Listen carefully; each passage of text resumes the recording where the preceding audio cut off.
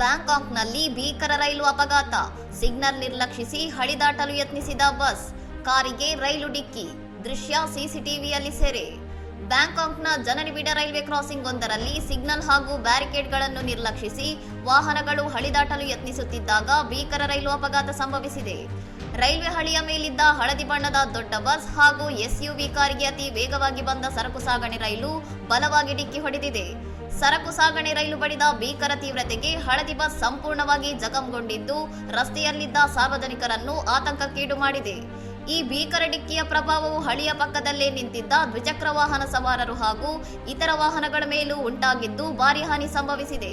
ಅಪಘಾತದ ತೀವ್ರತೆಯಿಂದಾಗಿ ಸ್ಥಳದಲ್ಲಿ ಹಲವು ಪ್ರಯಾಣಿಕರು ಗಂಭೀರವಾಗಿ ಗಾಯಗೊಂಡಿದ್ದಾರೆ ಎಂದು ಪ್ರಾಥಮಿಕ ವರದಿಗಳಿಂದ ತಿಳಿದು ಬಂದಿದೆ. ನಿಯಮಗಳನ್ನು ಉಲ್ಲಂಘಿಸಿ ರೈಲ್ವೆ ಕ್ರಾಸಿಂಗ್ ದಾಟಲು ಹೋಗಿ ನಡೆದ ಈ ದುರಂತದ ಸಂಪೂರ್ಣ ದೃಶ್ಯಾವಳಿಗಳು ಅಲ್ಲಿನ ಸಿಸಿಟಿವಿ ಕ್ಯಾಮೆರಾದಲ್ಲಿ ಸೆರೆಯಾಗಿದ್ದು ಸದ್ಯ ಭಾರೀ ವೈರಲ್ ಆಗಿದೆ.